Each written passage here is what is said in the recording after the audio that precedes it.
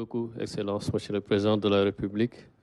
Comme ni ma ko waxee woon sànq président ci jotaay bi bëgg na mu nekk itam laaj ak tontu ci kaw loolu sànq amoon na ñu recensé woon seen tur xanaa ñu leen biralek ni journaliste bu ci nekk benn laaj nga am donc moom dina jël ñetti question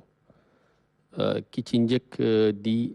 monsieur Abdoulaye Diop nekk le quotidien 24 heures donc Abdoulaye am nga benn laaj Issa Tine moo ci topp bu Walfadjri. jërëjëf sëñ Ousseynou monsieur le président ñu ngi lay sant di la gërëm di la nuyu ci jotaay bi di addu rek ci mbirum opposant bi ñuy wax Bougane Gueye Dany xamees na ni teg nañ ko loxo fële ca Tamba ci joote goo xam ne amoon na ko ak gendarme yi laata mars 2024 yow ak sa njaboot ci wàllu politique daan ngeen naxarlu yi ni mel ba jàpp ni sax jëf yooye dëppoowul woon ak réew moo xam ne tegu na ci démocratie wala ci république bu normal laaj bi mooy ndax mbirum Bougane Gueye Dany jàpp nga ni deltu ginnaaw la ci wàllu démocratie ci sa ndorteelu magistère ci bopp réew mi jërëjëf. jërëjëf ci sama prestation de serment bi ma doon waat engagement bi ma jël ci sama discours mooy bu soobee yàlla su may joxe la ngi ci réew mi ñu gëm-gëmal ko ci bi may dem ak ci ba may egsi Sénégalais bu ne dina mën a teg loxoom ci lu leer ne avancement am na ci démocratie Sénégal li xew Bakel mën naa leen wax gannaaw njëkk leen ko yëg ndax dañ may rendre compte automatiquement maa ngi yéen ci yem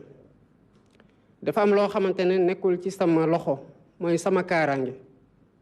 dafa am ñoo xamante ne seen responsabilité la am na loo xamante ne seen cër googu mënuma leen ko deflu ndax kon bu ci défaillance amee peuple sénégalais bi dina leen ci ngañ fii Dakar chaque jour ma génn fi bu demoon ba saa yu may génn ku ñu ne taxawal ba président jàll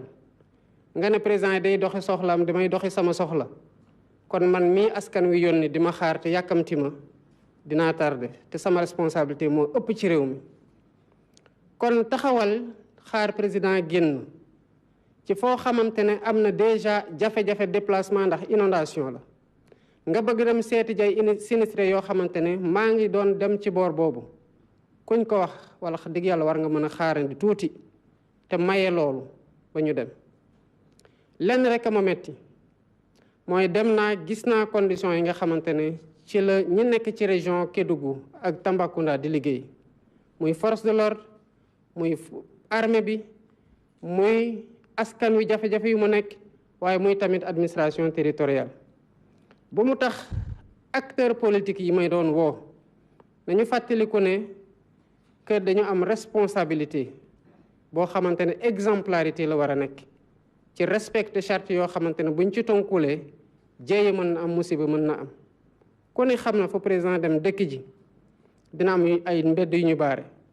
waaw bu ñu baaree ay mbedd am ndox moo xamante ne kenn mënatul doxee nu mu la neexee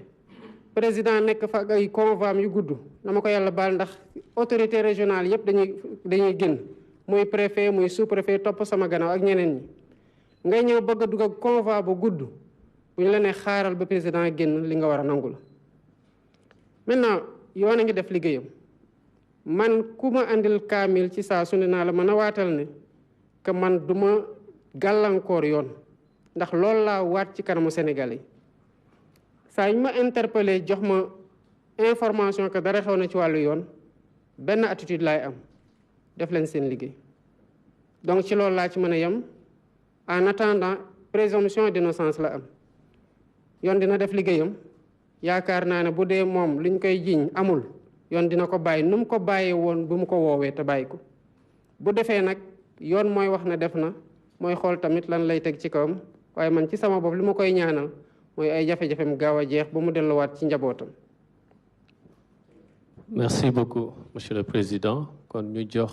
kàddu gi ki nga xam ne moo di Issa Tine di wax ci turu Walfadjri. voilà ñoo ngi leen di nuyu kenn ku nekk ci turam ak santam. di la nuyu bu baax président de la République du Sénégal monsieur Bassirou Diomaye Diakhar Faye. sama laaj dama koy jëmale ci li nga xam ne sànq yaa ngi koy wax muy ay kàddu yu ñagas yoo xam ne dañ koy faral di dégg ba ci sax xëy na loo xam ne mën na indi ay jéye ci réew mi ngay évoquer réseaux sociaux. ñu am loo xam ne gis nañ ko ces dernières 48 heures muy koo xam ne da nga ko nommé bi nga ko nommé ñu toog tuuti gis ci réseaux sociaux yi ay nit di ñaawlu nomination bi nga xam ne moom nga ko nommé mu di PCA bu SNHLM. nit ñooñu après ñenn ñi di ko minimiser mais dafa dem ba law ba ci ñi nga xam ne xëy na ràññee nañ leen lool ci biir parti bii di PASTEF te nga bokk ci démissionné woon ci sa secrétariat général bi nga xam ne yaa ko jiite woon sànq yaa ngi koy souligner est-ce que Samba Ndiaye bi nga xam ne moom lañ nommé da ngeen ko fas yéene teggi ndax dégg nañ sànq premier ministre Ousmane Sonko mu bind ab bataaxal am lu mu wax ne des mesures correctives seront apportées mu ne loolu lan lay tekki ci mesures correctives yooyu la bu ngeen ko teggee ci poste bi mu nekk est-ce que du wane que ni président de la République dañ koy def pression pour que su fekkente ne dafa jël ay dogal jërëjëf. commentaire moom naa la ko bàyyi puisque moom annoncé na ay mesures correctives xam naa ne boo bëggee xam mesures correctives yi muy nekk moom lañ koy interpeller ndax propos la waaye li ma bëgg a wax mooy dama nangul ñuy wax que ñu bokk ak man langue wala ñu bokk ci sax kuje gi ñu bañ a d'accord ak man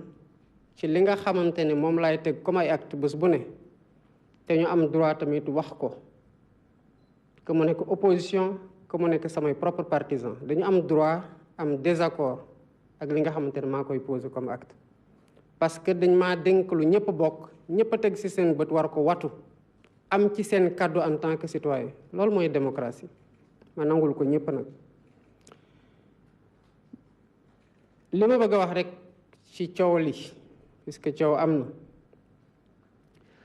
mooy dafa am fu ñu jëlee Sénégal wax naa ko sànq ci message bi ma doon def te lu ko waral mooy wooteeg jàmm dafa am fu ñu jóge am ay féewaloo avant élection njaboot gi sax biir famille ñu ne am na ñoo xamante ne ay frère ak i sœur ay waajur ak i doom waxatuñ ndax politique yàlla dogal changement régime am ñun ñu doon buntu xatal di ñu teg lu ne te mu tegul woon lu dul ne bëgg a téye sa nguur ñu am matug am esprit de dépassement ki nga xamante ne bokk na ci ñi gën a sonn muy président Pastef premier ministre actuellement Ousmane Sonko taxaw Grand Théâtre ne lépp loo xamante ne def nañ ko moom ci boppam baale na ko muy jëfu jullit ndax ku ko xam-xam ne bëri na lu muy wax ne royukaayam ci wàllu politique yonant bi la sallallahu alayhi wa sallam te lu ne teg nañ ko ko mu am doole feyu baale waaye foofu sax sori na Afrique du Sud gii bi apartheid amee ñu def seen commission vérité et réconciliation esprit de dépassement Mandela bañ a feyantu moo tax jàmm am tey ba sax fa ci Afrique du Sud kon ki nga xamante ne baale na ne baal naa lépp luñ ma def lépp luñ ko def ak nu mu metti metti la ak nu kàddu gu ñaaw ak luñ ko teg te yàlla xam na ne daj na mu amaat leneen loo xamante ne dañ ko war a sóoraale ci projet bi nga xamante ne moom la ñu jaay Sénégalais yi ba ñu jënd ko teg ñu ci kaw réew mi mooy dañ ñun ñoo wax ne dañuy def appel à candidature ci poste yi commencé na ak la commission nationale des droits de l'homme projet de loi bi ma ñëwee fekk naa ko assemblée nationale dañ ko jëlaat dugalaat ko yokk ci buñ koy falaat day am appel à candidature te ñu ngi ci procédure yi bientôt ngeen gis lancé nañu ko kon boobu ñoo ko ci dugal niñ ko nar a dugalee ci yeneen poste waaw buñ ko dugalee est-ce que dañ koy appel à candidature bi day nekk kese ñi nga xamante ne ñoo ànd ak ñun wala sénégalais yépp lay nekk ak boor bu ñu mën a bokk waaw bu ñu nekkee ci boor bu ñu mën a bokk est-ce que dañuy wax ne képp koo xamante ne mës nga wax Bassirou Diomaye Faye lu ñaaw rek mënoo bokk ci appel à candidature bi gëwuma lool li ma gëm kon appel à candidature mën na ubbi jur ay nit waxoon ci ñun lu ñaaw tegoon ñu sax lu méttee waaye commission buy analyser dossiers yi nangul leen ne ñoo gën a xarañ ñu jël leen teg leen est-ce que bu boobaa dañuy wax ne ñii dañu doon wax lu ñaaw donte ñoo gañe nañu leen tegg fu ñu nekk gëwuma loolu. li ci tegu nag mooy dama nekk kaso ñu teg coalition bi ci base bi ñëpp xamoon nañ du pour man pour suñu candidat bu ñu gàllankoor la woon bi ñu demee ba mënatul dem ñu teg ma coalition bi doon coalition Diomaye président ma ñëw fekk fa ay nit ñu bari ñu xeex ak ñun ndax boobu ñu ngi ci opposition jëlaguñu woon nguur ànd ak ñun ñu gañeendoo nguur mu am ci ñoo xamante ne nag ci période bu ñu ñëwee ànd ak ñun ndax dañoo bëggoon nekk candidat ñu gàllankoor leen ñu ñëw ànd ak ñun wala dañoo renoncé sax laat ñu leen di gàllankoor ànd ak ñun wala dañoo dabee feneen ñëw ànd ak ñun ñooñu joxe nañ def nañ ci coono def nañ ci seen alal def nañ ci seen temps kon ñooñu dañoo ànd ak ñun xeexandoog ñun ak fu ñu mën a dabee ba ñu am nguur kon ñooñu kenn mënul wax ne dañoo transhumé kon buñ ci falee kenn ñu andilaat wax joo xamante ne waxoon nañ ko mu ñaaw te kiñ ko gën a wax sax moom baale na dama yaakaar ne bu ñu nekkee du sulli loolu jafe-jafe yi may fi fekk ak féewaloo kon du fi mës a dañ te kon day nekk pàccum Sénégal yu am solo parce que bu ma jëlee seen candidat kese waxuma ñeneen sax ñoo xamante dem nañu voté feneen am nañu 1,600,000 voix te du ñooñ kese ñooy Sénégal day nekk pàcc bu important yu Sénégal yoo xamante ne ci ni ñu waxee nii pour jël ci xayma rek Sénégal 2050 daanaka dañu leen di génne ci ñu mën a liggéeyalaat seen réew gëwuma loolu. par contre ku ne xam na Bassirou Diomaye Ousmane Sonko